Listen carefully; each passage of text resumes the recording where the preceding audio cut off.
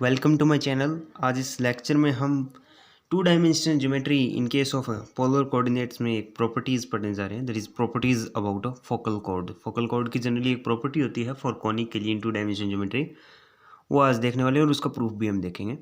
तो स्टेटमेंट ये कहती है the semi let's rectum of a conic is harmonic mean between the segments of any focal cord of that conic. ये statement है। Statement ये कहती है कि कोई भी हमारे पास कॉनिक है तो उसकी जो सेमी लेट्स रेक्टम है, semi let's rectum means let's rectum का जो हाफ है वो किसके इक्वल होगा? हार्मोनिक मीन का। हार्मोनिक मीन किसका? Segment of any focal cord of that conic. उस कॉनिक की हम फोकल कॉर्ड लेंगे और उस सेगमेंट का जब हम हार्मोनिक मीन लेंगे तो वो किसके बराबर आएंगे? लेट्स रेक्टम के इक्वल आएंगे। ये हमें प्रूव करना है। पोलर कोऑर्डिनेट है तो हमें पोलर इक्वेशन लेके इसको प्रूव करना है। तो इसका प्रूफ देखते हैं। लेट करते हैं L divided by R is equal to 1 plus E cos theta is the equation of conic. ये हमारी इक्वेशन ऑफ कॉनिक है और हमने मान ली पी एस पी डैश इसकी क्या है? फोकल कॉर्ड है। फोकल कॉर्ड है तो दो केस बन सकते हैं। केस ये पहला ये हमारे पास आता है कि both P and P dash lie on the same branch of the conic.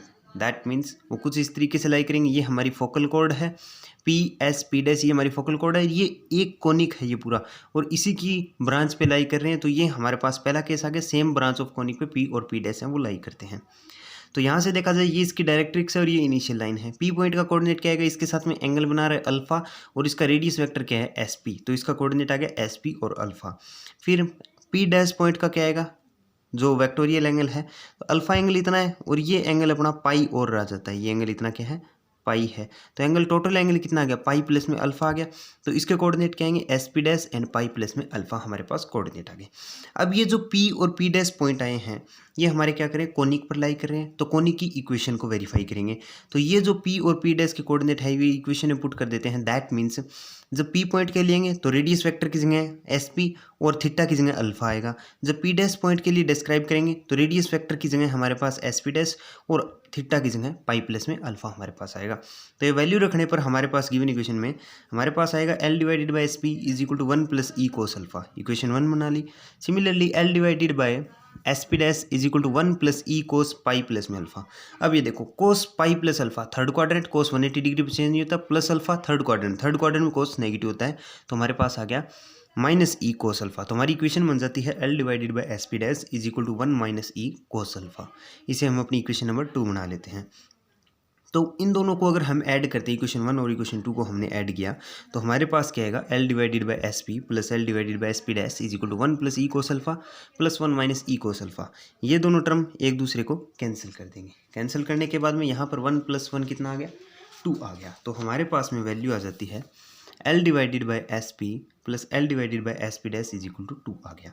इसे हम क्या लिख सकते हैं? L कॉमन लेंगे तो इधर मल्टीप्लाई में यहाँ पर जाएगा, डिवाइड में आ जाएगा। तुम्हारे पास आ गया 1 divided by S P plus 1 divided by S P dash is equal to 2 divided by L।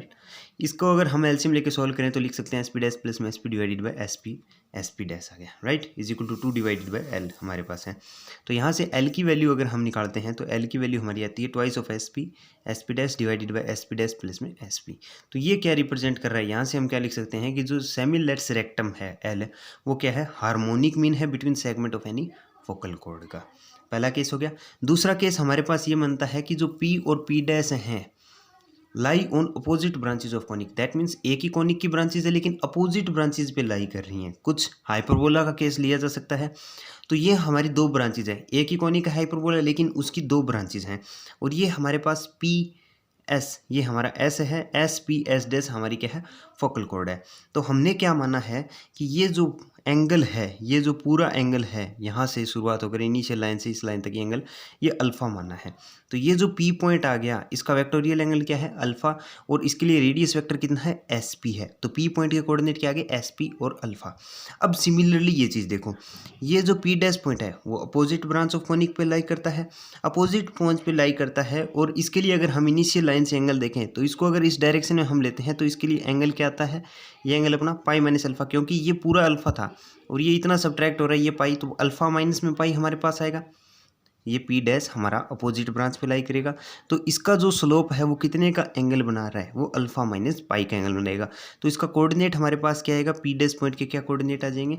Minus S P dash. Minus क्या रिप्रेजेंट कर रहा है? कि ये अपोजिट ब्रांच ऑफ कॉनिक पे लाई कर रहा है, ये रिप्रेजेंट कर रहा है।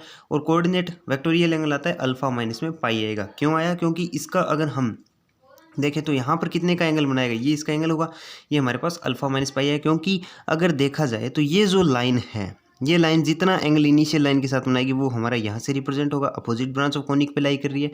तो ये एंगल कितना आ रहा है, ये पूरा अल्फा, इसमें से ये पाई सब्ट्रैक्ट करेंगे, अल्फा माइनस पाई ही आएगा पी डैश का। तो ये हमारे पास आता है।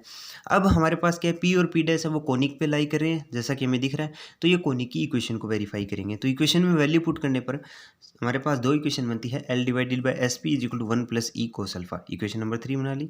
Similarly L divided by minus के S P dash is equal to 1 plus E cos alpha minus pi. Minus common लेते हैं तो हमारे पास एक प्रॉपर्टी होती है कि कोस माइनस थीटा किसकी इक्वल होता है, कोस थीटा की इक्वल होता है। माइनस कॉमन लिया तो क्या आएगा, कोस पाई माइनस अल्फा। अब कोस 180 डिग्री पर चेंज नहीं होता, माइनस अल्फा सेकंड क्वाड्रेंट में कोस अपना नेगेटिव होता है। तो हमारे पास आ गया एल डिवाइडेड बाय माइनस के S P dash is equal to 1 minus E cos alpha हमारे पास आ गया। इक्वेशन नंबर 4 इसे हम बना लेते हैं। इक्वेशन नंबर 3 और 4 को हम ऐड करते हैं। तो इक्वेशन नंबर 3 और 4 को ऐड करने पर हमारे पास क्या आएगा, L divided by S P plus L divided by minus का S P dash is equal to 1 plus E cos alpha plus 1 minus E cos alpha. तो ई कोस अल्फा टर्म एक दूसरे को कैंसिल कर देंगे। हमारे पास क्या आएगा, L divided by S P plus L divided by minus के S P dash is equal to 2। ये वैल्यू हमारे पास आ गई। एल यहाँ पर कॉमन लेंगे और इधर डिवाइड में जाएगा, क्योंकि यहाँ मल्टीप्लाई में इधर जाके डिवाइड में आ जाएगा। तो हमारे पास आएगा 1 divided by S P plus 1 divided minus के S P dash is equal to 2 divided by L. इसे सॉल्व करते हैं तो एलसीएम लेकर हमारे पास आएगा minus S P dash plus में S P divided by S P into S P dash is equal to 2 divided by L. यहाँ से हमारे पास एल की वैल्यू आती है twice of S P into minus S P dash divided by S P plus minus के S P dash.